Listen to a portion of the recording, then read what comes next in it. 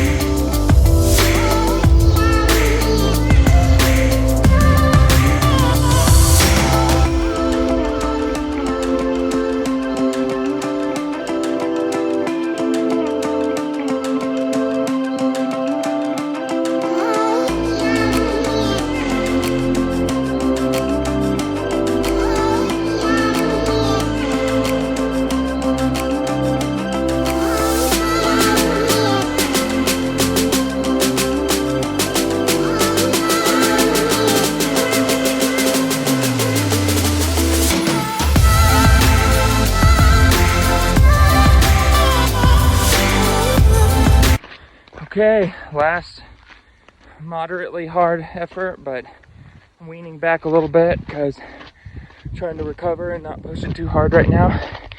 And my taper, about 1 week from a race. I'm out in southern Utah, just outside of St. George. This is going to be Signal Peak. It's pretty ridiculous, about 1,000 feet up of elevation for every mile. So I'm hiking up the road a little bit right here, but I've been run, walk, because even the road up to it is steep enough to have to walk a little bit. So, all right.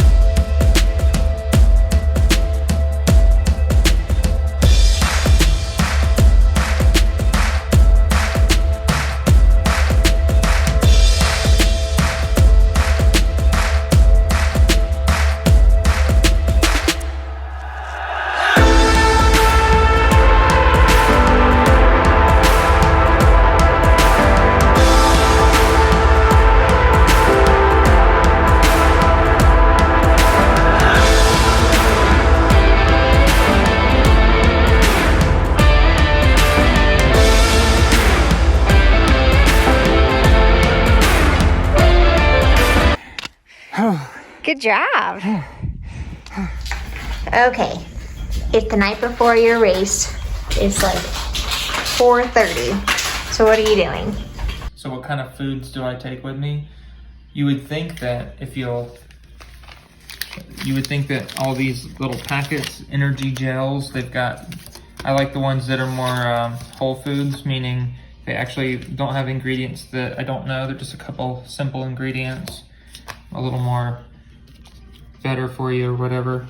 Electrolytes, gum with caffeine in it. Those are all good. This waffle, these are delicious.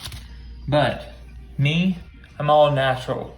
I take potatoes with me. So I've got my potato carrier back here, and I just slide one sweet potato into it, like so. And then whenever I'm ready, I can just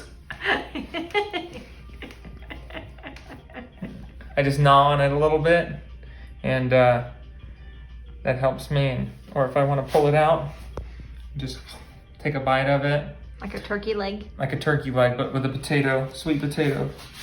So, spuds up. And then in these two pockets, if you were to have guessed, would you have thunk that in this pocket, this liquid substance would be nitro cold brew coffee? That's not what you expect, but hey, potatoes and coffee, that's what we're doing. In this pocket, what we have is a pickle in a bag. Dill pickle. Is that what you were thinking? Well, didn't think so. But with me, with my potatoes and pickles, we will be running these 62 miles. Dead or alive, I'll be running them. This is the 62-miler Aaron edition.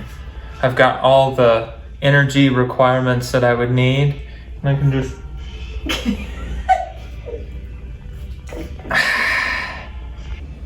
legitimately am going to take potato.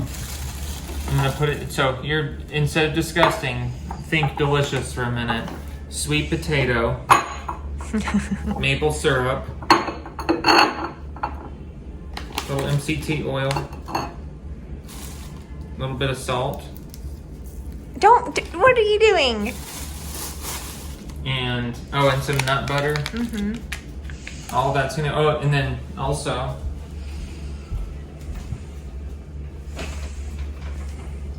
some granola cluster things. So imagine sweet potato and maple syrup, nut butter, a little bit of granola clusters, and it's basically dessert. So it's like a delicious pie that I'm gonna have, and I'll have that at mile 24 when I see Aaron. And if you're in the mood for it. If I'm feeling like it. But I can survive off of, these are drop bags. Drop bags are held at different aid stations or little tents where you stop and get water and food. I'll leave my own packets of gels, and I'll pick them up at the aid stations because I couldn't possibly carry all of this food with me that I'm going to need as I'm running this race.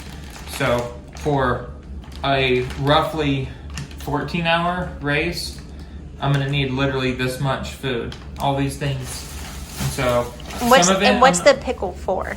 Okay, so the pickle is, if in the ultra community, these are cherished items of gold, because once upon a time there was an ultra runner, lonely and tired in the woods. He stumbled upon a station of aid and found Mr. Dill of Pickle.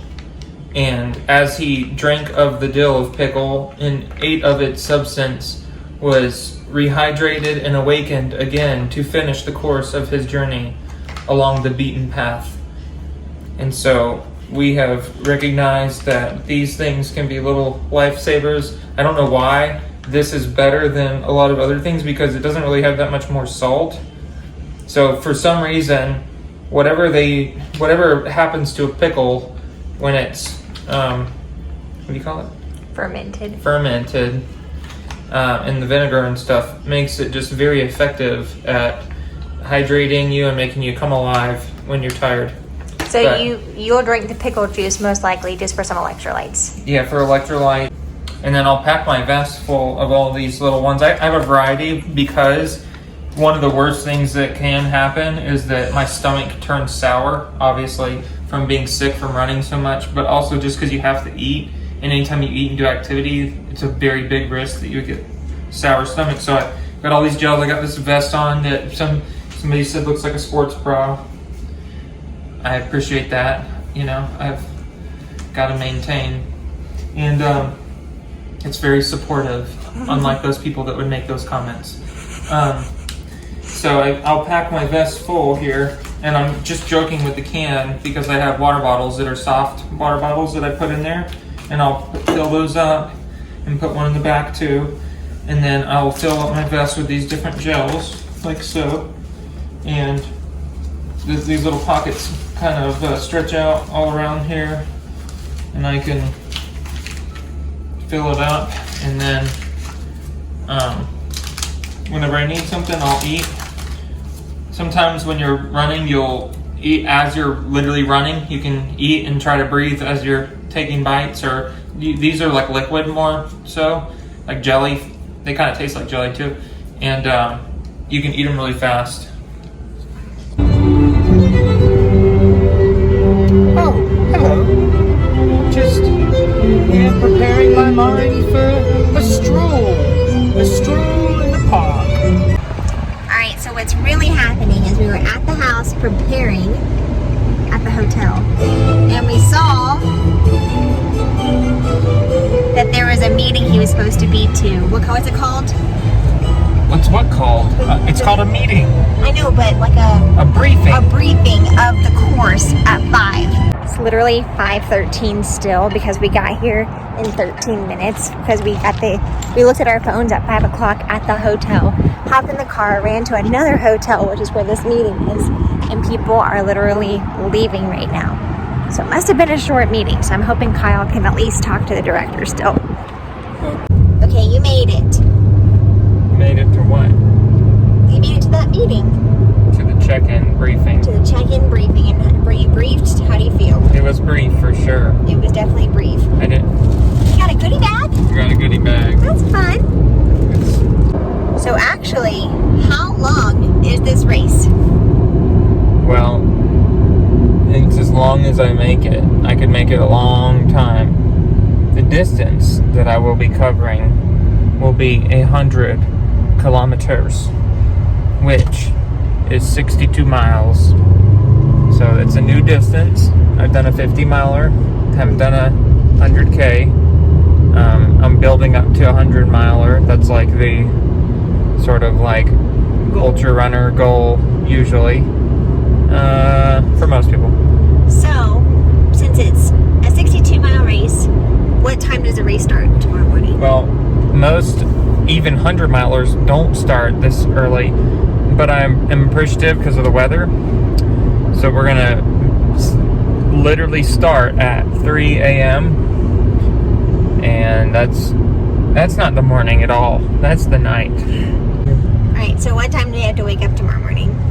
Well, if we leave the house at 2, we'll get there at 2:30. So I have to be like 1:30 at least. Yeah. Okay, on a more serious note, one of the things we're doing is we are prepping and putting in baggies all of the things. Baggies. All the things. This is why I waited for him to walk away, because he's a jokester and can't take anything seriously. Okay, so like this is aid station bag number 3. We're making little drop bags with his bib number and his last name on them with the different gel packets he's gonna need for each one. I am gonna meet him at some of the stations. So the ones I'm going to, I have my own little drop bag with like an extra, I have like wipes that he needs to like wipe his hands, a trash bag, his own stash of snacks, a clean shirt, a clean buff, socks, you know, just like refreshment items. His sunglasses will be in here and all that other stuff. And then I'm taking a clean towel and taking these wash rags. I'm bringing these washcloths with me, and soaking them in the ice. That way, if it's so hot, he can wipe his face or wash his hands or just, I don't know, wring the water on his face. I don't really care. But I'm just trying to do the things of comfort. So he's packing all his like nutrition and I'm bringing things of comfort, like a fork and a spoon, you know, like I'm just making sure that I have things that would make him feel comfortable. That was the microwave. So we're gonna keep making snack bags. He's taking his potatoes, making mashed potato little things, and then we're gonna get ready to go.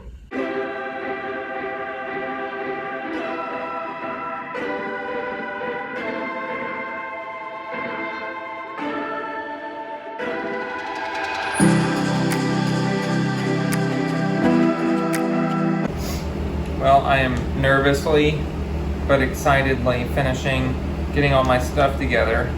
Can't get this bottle open.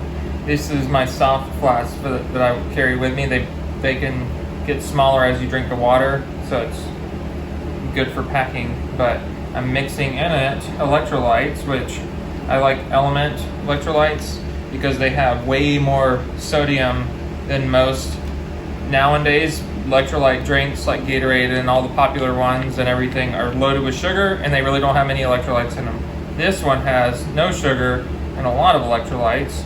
Now I'm gonna get sugar from other things, but I just want my salts for my salts. So I'm mixing it up, and I will drink one regular water and one of these for 32 ounces for every little packet that I have. How much water do you think you're gonna drink this entire race? Probably a few liters. Good morning. What time is it? 2:09. 2:09.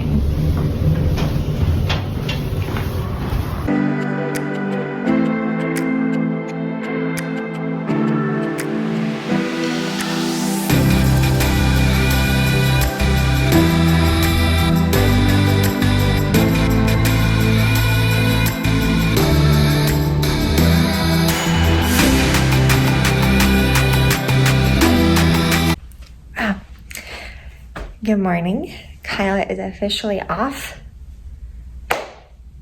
running, and I am back at the hotel to go to sleep.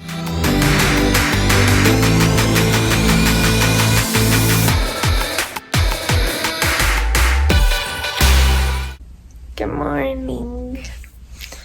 I don't think I fell asleep until 5, and it's 6:20.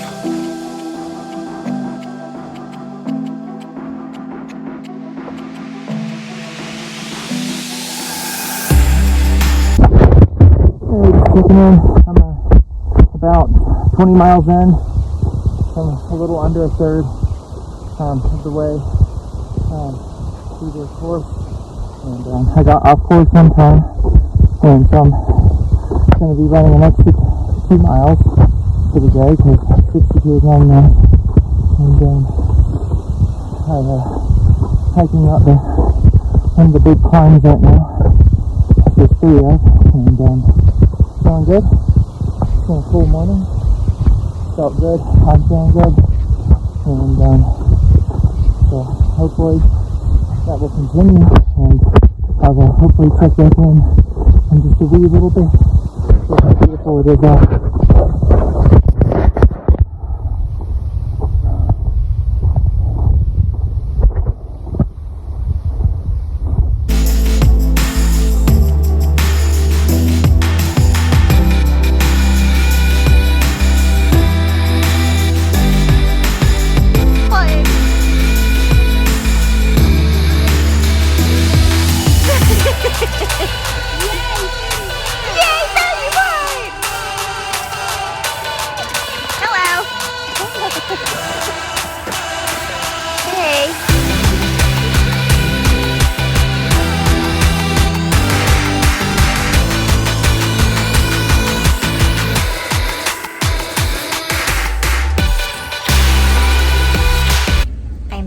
hotel with Starbs.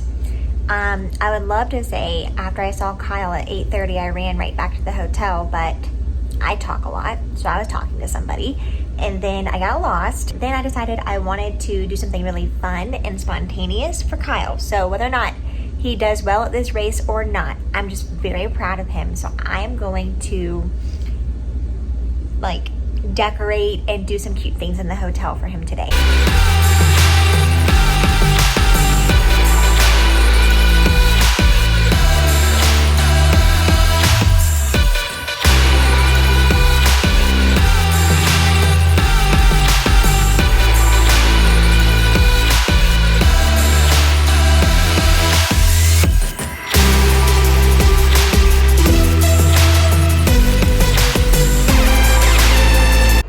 Okay guys, ignore this dumb Avengers balloon.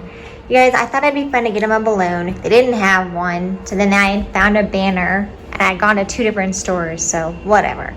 And just to clarify, Kyle did not win anything. He's just a winner in my heart. So anyway, this is the setup. And if you have not heard of crumble cookies, like, look how glorious this looks.